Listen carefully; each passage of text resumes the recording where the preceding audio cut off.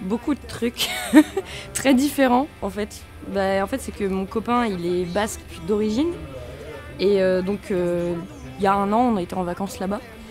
Mais je connaissais déjà parce que j'y suis déjà allée plusieurs fois. Je connais plus le Pays basque français que le Pays basque espagnol en fait. Mais je sais pas, je connais. On a fait beaucoup des grottes, mais aussi beaucoup des randonnées dans les montagnes et tout. Les potiocs, il y a même un instrument de musique dont on m'a parlé qui s'appelle le chalaparta, je crois.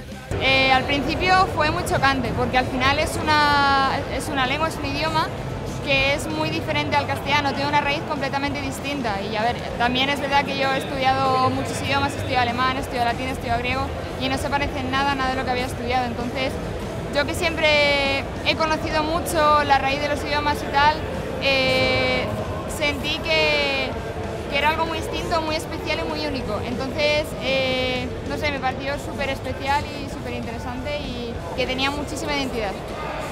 Y me pareció que escuchar algo así lo hacía aún más representativo y le daba muchísima más fuerza a la música y a lo que intentaba transmitir. Que c'est pas du tout la même racine que le français ou l'espagnol, que c'est une langue qui a des origines plus anciennes en fait. Et d'ailleurs ça s'entend, enfin ça se voit au niveau de l'écriture et de la prononciation. O sea, no sabía que el euskera no era una lengua no oficial en todo el territorio. Me sorprende.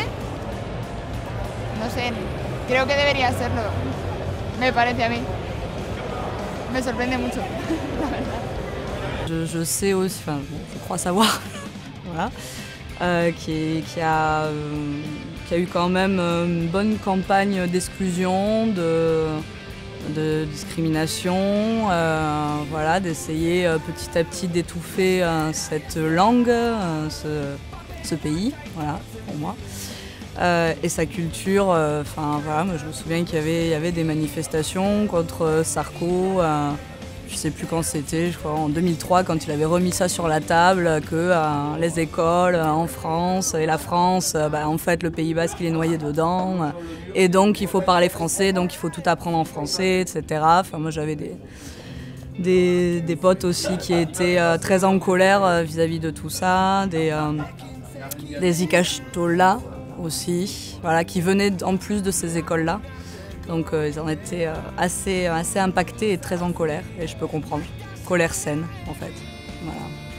Mais en fait, ce que je connais le plus sur le Pays basque et qui m'a le plus intéressé, c'était le côté un peu résistance et le côté un peu indépendant et le côté un peu...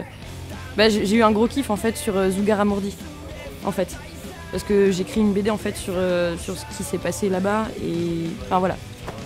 Je l'ai plus découvert d'un point de vue politique en fait. Enfin, je crois que ça s'appelle comme ça, mais par exemple les Préchoacs, les prisonniers basques, les tortures en Espagne, etc. etc. Voilà, l'espèce de trahison, enfin de collaboration absolument atroce que fait l'État français avec l'État espagnol autour de ça. Voilà, donc j'ai plus peut-être des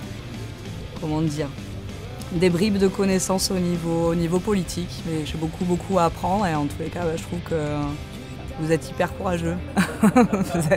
Voilà, c'est un pays, un peuple, une langue, une culture, des personnes hyper courageuses, quoi. Voilà.